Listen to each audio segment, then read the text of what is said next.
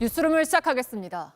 윤석열 대통령의 파면과 구속을 촉구하는 농민들이 트랙터를 몰고 서울에 올라오는 걸 경찰이 막으면서 어제부터 남태령역 일대에서는 밤샘 대치 상황이 벌어졌습니다. 조금 전에 대치가 끝나고 일부 트랙터를 탄 농민들이 한남동 대통령 관저 앞으로 가고 있습니다. 현장에 가 있는 저희 취재기자 연결하죠. 자, 심가은 기자, 지금 어디 있습니까?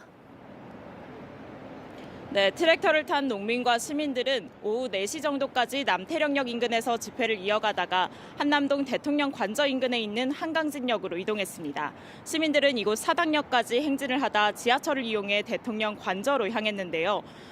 한강진역 앞에는 시민들이 속속들이 도착하고 있는 걸로 보이고요. 트랙터는 조금 전 녹사평역을 지났습니다. 농민들은 전국 농민의 총연맹 전농의 전봉준 투쟁단 소속인데요.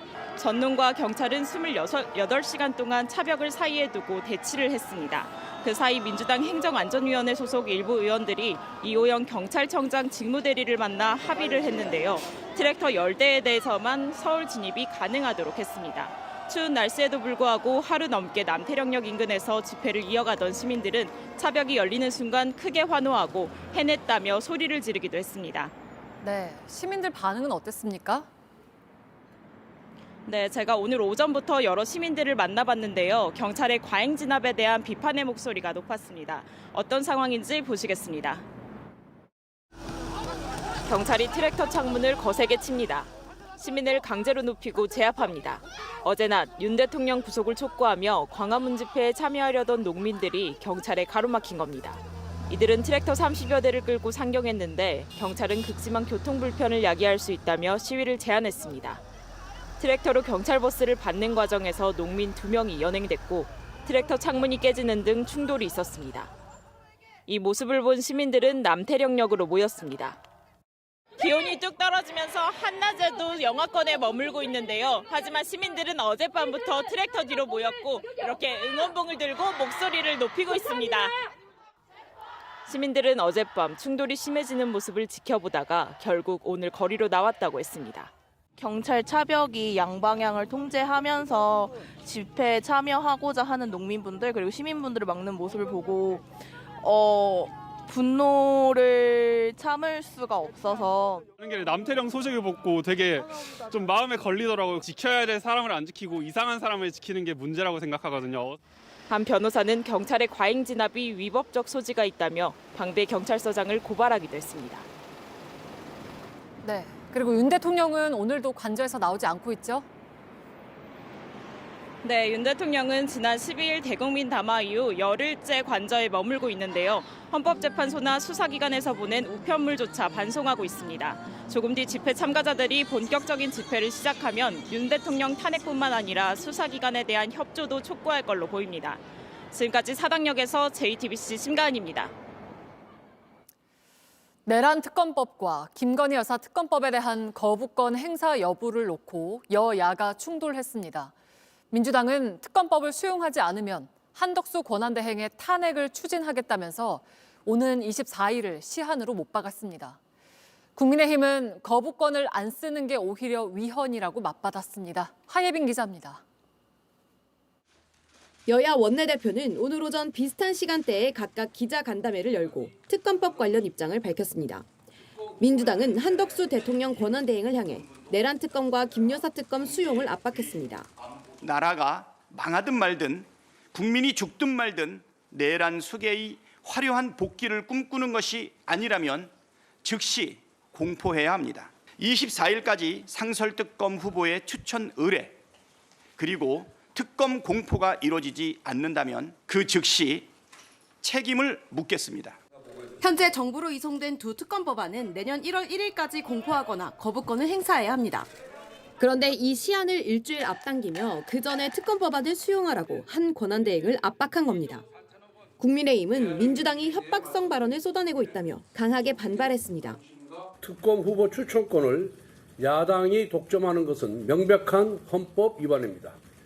유언적 요소가 명백함에도 거부권을 쓰지 않는 것이 오히려 헌법 위반입니다. 야당이 추천한 특별검사가 정부 여당의 15개 사건에 대해 수사를 하겠다는 것은 특검 폭거입니다. 거부권 행사는 헌법만 고려해 결정할 사항이라며 사실상 당 차원의 거부권 행사 권위를 시사했습니다. 여야는 헌법재판관 임명을 놓고도 대치를 이어갔습니다. 민주당은 인사청문회를 거쳐 임명 절차를 마무리한다는 계획입니다. 국민의힘은 권한쟁의 심판 제소를 검토하는 등 법적 다툼을 예고했습니다. JTBC 하혜빈입니다. 여야정 국정협의체 국민의힘이 참여하겠다는 의사를 밝히면서 급물살을 탔지만 출범 전부터 여야 주도권 싸움이 이어지고 있습니다. 각 당의 대표와 원내대표 가운데 누가 나설 것인지부터 논의 주제까지 입장차가 커서 실제 출범까지 진통이 예상됩니다. 구혜진 기자입니다. 여야는 국정 안정을 위한 여야정 협의체의 참여 주체를 놓고서부터 충돌했습니다. 민주당은 이재명 당대표가 참석해야 한다는 입장을 고수했습니다. 입법 등 실질적인 성과를 내기 위해선 각 당의 당대표가 아닌 원내대표가 참여해야 한다는 국민의힘 주장을 일축한 겁니다. 여야에 책임 있는 지도자가 들어와서 하는 거고 그 역할에 있어서의 큰 아젠다를 제시한 가운데 실무용으로서 여야 원내대표가 만날 수 있는 것이겠죠. 국민의힘 권성동 원내대표는 민주당 박찬대 원내대표를 향해 당장이라도 만나서 논의하면 될 일이라고 맞받았습니다. 중요한 것은 참석자가 아니라 국민입니다. 지난 금요일 여야정 협의체 참여 의사를 밝혔음에도 불구하고 민주당은 아무런 응답이 없는 채 정치 공세만 펴고 있습니다. 논의 의제를 둘러싼 의견차도 커 출범까지 난항을 겪을 것으로 보입니다. 국민의힘은 민생과 안보를 우선으로 내세웠지만 민주당은 오늘 국정안정협의체의 최종 목표를 윤석열 파면으로 규정하며 정치적 현안도 협의에 나설 것을 시사했습니다. 국민의힘이 행안부와 국방부 장관 임명을 요구한 데 대해선 민주당은 시선 돌리기 전략이라며 헌법재판관 임명이 우선이라고 못 박았습니다. 경기 회복을 위한 재정 대책을 놓고도 국민의힘은 내년도 예산의 조기 집행을, 민주당은 추경을 주장하는 등 여야 입장차가 큽니다. JTBC 구혜진입니다. 네, 국회에 출입하는 박사라 기자와 함께 이야기 나눠보겠습니다. 자, 박사라 기자, 양당 원내대표가 주말에 그것도 비슷한 시간에 각각 간담회를 가지고 한덕수 권한대행을 압박한 건데 그 배경이 뭡니까? 네, 원래 권성동 국민의힘 당대표 권한대행은 이 기자들하고 점심 식사를 겸한 간담회가 예정되어 있었습니다. 그런데 박찬대 민주당 원내대표가 오전 11시에 간담회를 열겠다고 하자 권 권한대행도 11시 반으로 급하게 간담회 일정을 앞당겼습니다. 민주당이 한덕수 대행을 향해 특검법을 수용하라면서 압박하는 게 예고되니까 국민의힘도 여론전에서 밀리지 않기 위해 방어에 나선 걸로 보입니다. 네, 그러니까 민주당이 내란 특검 수용을 압박하면서 이렇게까지 초강수를 두는 배경을 뭐라고 볼 수 있을까요? 네, 민주당은 수사력이 여러 기관에 흩어져 있는 것도 문제지만 이 정치적 독립성이 보장된 특검이 최대한 빨리 출범해야 한다고 보고 있습니다. 지금 공조수사본부가 이미 윤 대통령 소환을 통보하는 등 이 수사가 굉장히 빠른 속도로 진행되고 있지 않습니까? 네. 그렇기 때문에 윤 대통령에 대해 내란죄 혐의로 기소가 이뤄진 다음에는 이 특검이 만약에 출범하게 되더라도 같은 혐의로는 기소할 수가 없습니다. 그렇다면 특검이 결국 들러리 역할밖에 못하는 건 아니냐, 이런 우려가 배경에 깔려 있다고 볼 수 있습니다. 네. 반면 국민의힘은 이 특검까지 더해지면 각 수사기관들의 수사 경쟁이 우려된다면서 혼선만 가중될 것이라는 입장입니다. 이 권성동 당대표 권한대행은 특검법에 대해서 거부권 행사를 정부에 건의할지 의원들의 의견과 여러 상황을 고려해서 결정하겠다고 밝혔습니다. 네, 그리고 한덕수 권한대행의 헌법재판관 임명을 놓고도 오늘 여야가 거세게 충돌을 했죠. 네, 그렇습니다. 민주당은 한 권한대행이 헌법재판관 3명을 임명해 헌재가 구인 체제를 갖춰야 한다는 입장입니다. 이 당장 내일 헌법재판관 후보자 3명에 대한 인사청문회를 실시를 합니다. 네. 인사청문위원회는 이미 여당이 불참을 선언한 상태인데요. 이 빠르게 청문회를 진행해서 24일에 보고서를 채택하고 26일, 27일 본회의를 열어서 임명 동의안을 처리한다는 계획입니다. 이 반면 국민의힘은 한덕수 권한대행이 이들 재판관 3인에 대한 임명이 불가하다, 이런 입장입니다. 권한대행의 권한에서 벗어난다는 겁니다. 이 권성동 당대표 권한대행은 헌법재판관 임명 못하는 거는 비판하면서 왜 이재명 대표가 본인 재판 지원하는 건 비판 안 하느냐고 민주당을 공격하기도 했습니다. 네, 상황이 한덕수 대행 측의 반응이 좀 나온 게 있습니까? 국무총리실 관계자 반응이 나왔는데요. JTBC에 이 헌법과 법률 그리고 이 국가의 미래를 보고 결정하겠다는 기존 입장의 변화가 없다. 이렇게 전해왔습니다. 그러니까 정치적으로 파장이 큰 사안인 만큼 신중하게 결정하겠다는 것으로 보이는데요. 당장 24일 열리는 국민회의에서 한 권한대행이 특검법을 공포할지 아니면 제2요구권을 행사할지는 지켜봐야 할 것으로 보입니다. 네. 이 국회에서 통과된 법이 정부로 이송된 뒤 15일 안에만 공포 또는 거부하면 되기 때문에 내달 1일까지는 법적으로 보장된 시한이기는 합니다. 다만 대통령 탄핵에 이어서 대통령 권한대행까지 탄핵안이 발의되는 이 초유의 사태가 일어날 가능성도 배제할 수는 없습니다. 네, 잘 들었습니다. 박사라 기자였습니다. 네, 비상계엄 당시 국회의원과 선관위 직원들을 체포하기 위한 체포조가 있었다는 의혹 관련해서 저희 JTBC 취재 결과 검찰 특별수사본부가 최근 정보사령부에 출장 조사를 나가서 당시 상황을 확인한 걸로 파악이 됐습니다. 여도현 기자의 보도입니다. 계엄 발표 후 계엄군이 가장 먼저 들이닥친 곳은 중앙선거관리위원회였습니다. 출동 시간 역시 계엄 발표 시간보다 2시간 빨랐습니다. 당일 선관위 CCTV에는 총기로 무장한 병력이 들어가는 모습도 나옵니다. 윤석열 대통령은 질서 유지를 위한 소수 병력만 투입했다고 했지만 반대되는 정황은 또 나왔습니다. 이때 동원된 정보사령부 산하 북파 공작원 부대의 임무가 핵심 실무자 납치였다는 겁니다. 정보사 요원 38명이 정보사에 모여서 실제 선관위 직원 30명을 납치해서 비환 문석으로 이송하라는 그러한 제보 내용이었습니다. 납치 대상 30명 명단에는 노태학 선거관리위원장이 포함됐다고도 했습니다. JTBC 취재 결과 검찰 특별수사본부도 정보사령부 체포조 운영 의혹을 조사 중인 것으로 확인됐습니다. 특수본은 지난 20일 경기도 안양시에 위치한 국군정보사령부에 직접 출장 조사를 나갔습니다. 관계자들을 직접 만나 실제로 체포조가 있었는지, 어떤 역할로 누구에게 어떤 지시를 받았는지 등 당시 상황을 확인한 것으로 파악됐습니다. 검찰은 국가수사본부 수사라인 지휘부에 대한 수사를 통해서도 체포조 동원 의혹을 확인 중입니다. 우종수 국가수사본부장의 휴대전화를 압수해 이른바 국수본이 정치인 체포를 위해 강력계 형사들을 지원했는지 살펴보는 겁니다. 김용현 전 국방부 장관 등 계엄군 지휘부와 조지호 경찰청장 등 경찰 지휘부 신병을 확보한 검찰이 국회와 선관위에 체포조를 투입한 경위에 대해 사실관계를 정리해 나갈 걸로 보입니다. JTBC 여도현입니다. 고위공직자 범죄수사처는 일요일인 오늘도 수사팀 대부분이 나와서 윤석열 대통령 소환 조사를 대비하고 있습니다. 취재기자 연결해보죠.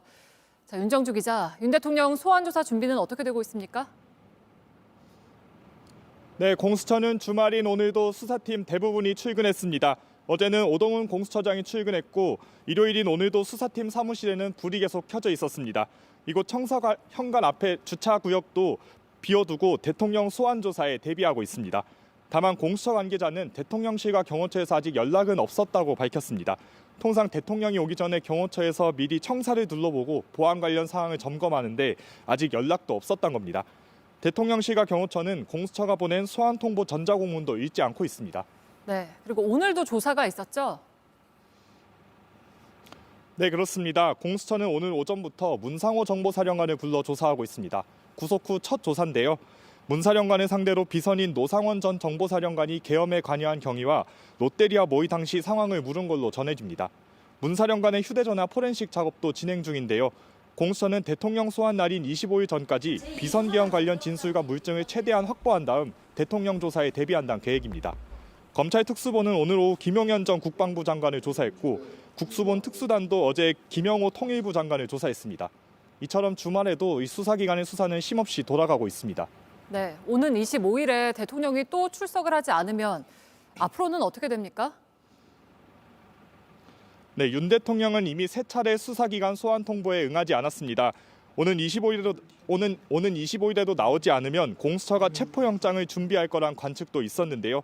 다만 공수처에선 일반 형사범이 아닌 만큼 고려해야 될 상황이 많고 또 불출석 시 어떻게 대응할지는 아직 정해지지 않았다는 입장입니다. 지금까지 공수처 앞에서 JTBC 윤정주입니다.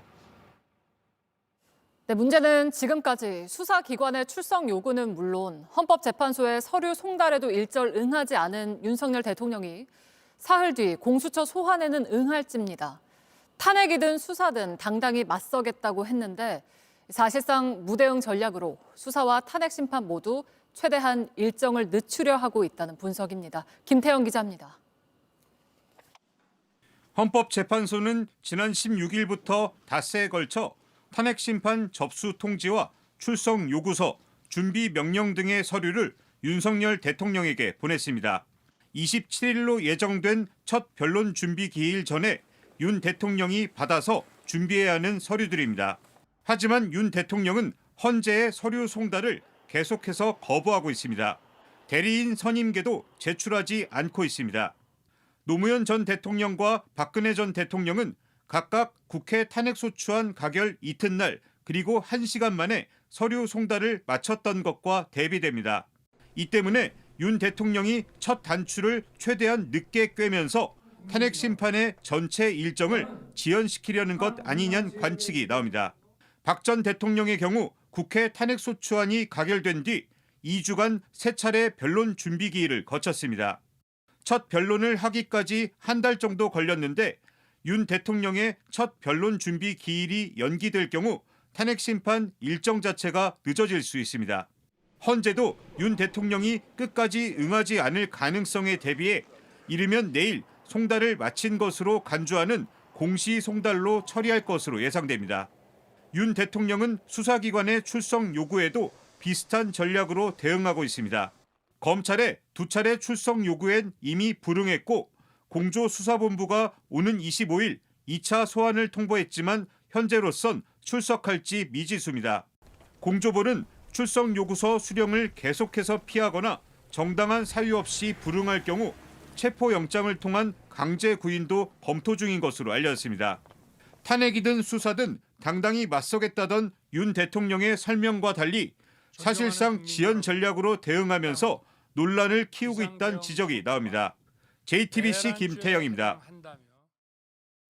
네, 국회 탄핵소추위원으로 활동하고 있는 개혁신당 천하람 원내대표와 함께 이야기 나눠보겠습니다. 어서 오세요. 네, 안녕하십니까. 네, 더불어민주당이 모레 24일까지 내란 특검법과 김건희 특검법을 공포하지 않으면 즉시 한덕수 권한대행에게 이제 책임을 묻겠다 이렇게 했는데 개혁신당도 동의를 하십니까? 네, 공식 당론은 아닙니다만 저는 당연히 동의할 것이라고 생각합니다. 왜냐하면 일반적인 법안도 아니고 특검법안, 특히 내란 특검법안에 대해서까지 거부권을 행사하겠다. 이건 저는 레드라인, 그게 뭐라고 해야 될까요?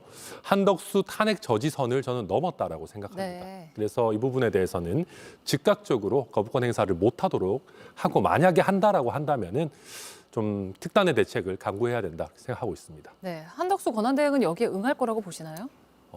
똑똑한 분이잖아요. 그래도 저는 응할 거라고 생각합니다. 김건희 특검도 그렇지만 내란 특검을 거부한다라는 것은 어쨌든 내란 수괴 혐의를 받고 있는 윤석열 대통령 그리고 본인도 지금 내란죄로 수사를 받고 있는 것으로 알려져 있는데 네. 스스로 그리고 또 윤석열 대통령을 보호하는 것으로밖에 보여질 수 그렇게 보여지겠죠. 그렇기 때문에 똑똑한 분이니까 설마 여기에 대해서 거부할까? 저는 그렇게 생각합니다. 네, 그리고 내일부터는 이제 헌법재판관 인사청문회가 열리잖아요. 여당은 참석하지 않겠다고 했는데 한덕수 권한대행이 헌법재판관을 임명하지 않을 가능성도 있다고 보실까요? 상식적으로는 없다고 생각합니다. 그런데 이제 워낙 비상식적인 일들이 많이 있으니까요. 그러니까 지금 보면 헌법재판소에서도 대통령 권한대행의 헌법재판관 임명이 가능하다라고 이야기했고 네. 지금 헌법재판관 후보자들도 다 같은 얘기하고 있습니다. 여야 구분할 거 없이요. 이런 상황에서 권한대행 임명 못한다? 이거는 권성동 원내대표 내로남불하는 거거든요. 이재명 대표의 재판 지연은 지금 비판하면서 여기에 대해서 시간 끌기 전략으로 간다라는 건데 이건 말이 안 되는 겁니다. 헌법재판소가 가능하다라고 한 순간 한덕수 총리는 이제 거부할 명분이 없고요. 당연히 임명해야 된다. 그리고 임명 안 하게 되면 헌법재판소의 기능이 훼손되지 않겠습니까?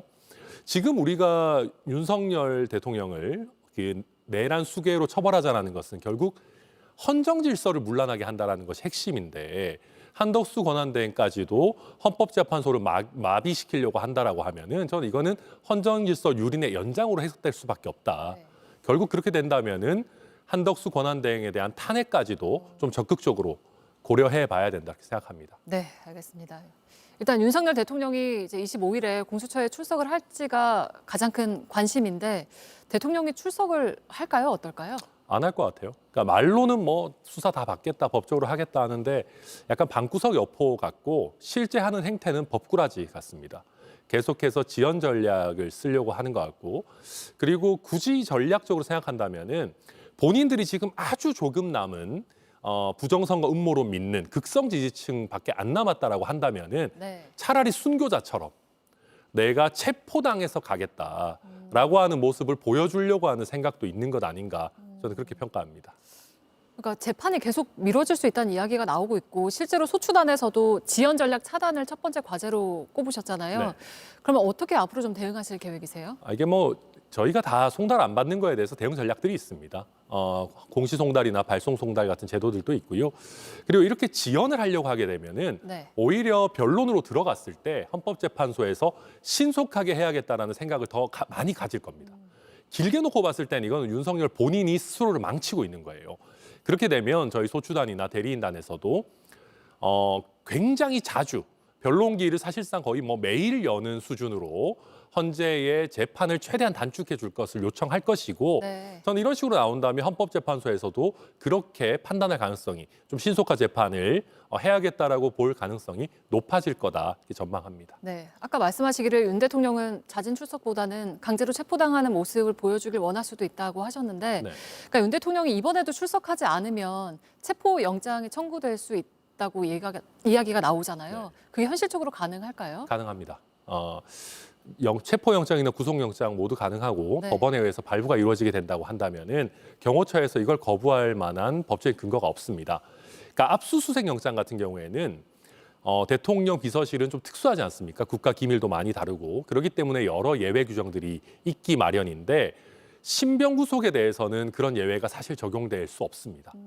그래서 혹시 경호처가 이걸 방해하게 된다면은 부득이하게 또 공무집행 방해 혐의를 적용할 수밖에 없어요.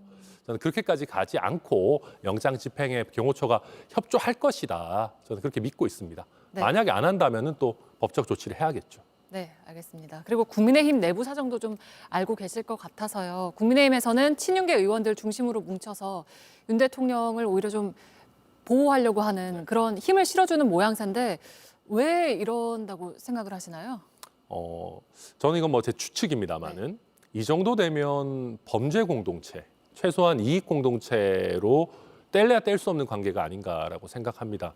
윤석열 정부 하에서 인사청탁이라든지 뭐 공천권의 부당한 행사라든지 아니면 일반적인 뭐 부정부패라든지 이런 것들로 엮여 있고 또 그에 대한 자료들이 윤석열 대통령의 캐비넷에 있지 않는다고 하면 이렇게는 못할 것이다.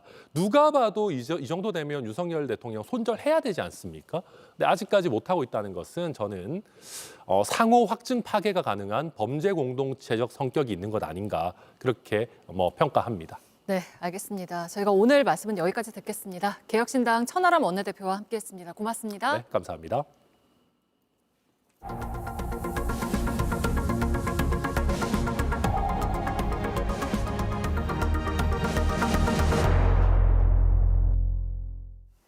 고속도로에서 사고를 낸 운전자가 현장을 살펴보다가 뒤따라오던 차에 부딪혀서 숨졌습니다.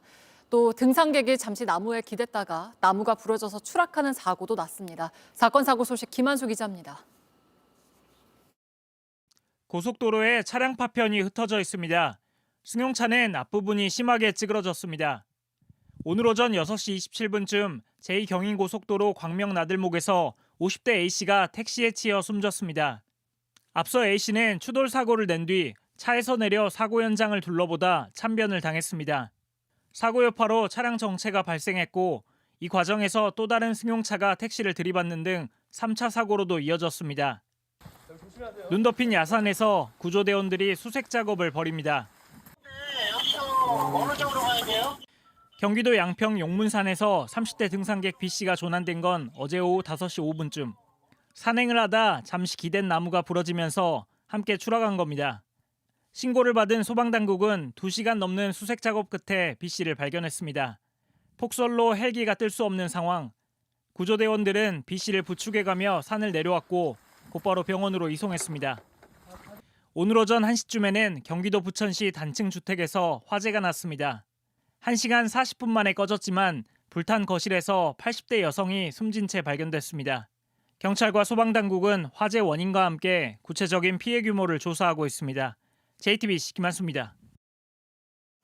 의대 정원 증원 협상이 지지부진한 가운데 전공의와 개원의 등 의료계가 오늘 한자리에 모였습니다. 수시 모집이 마무리 단계인데도 이들은 내년도 의대 증원을 중단해야 한다고 또 요구했습니다. 성화선 기자입니다.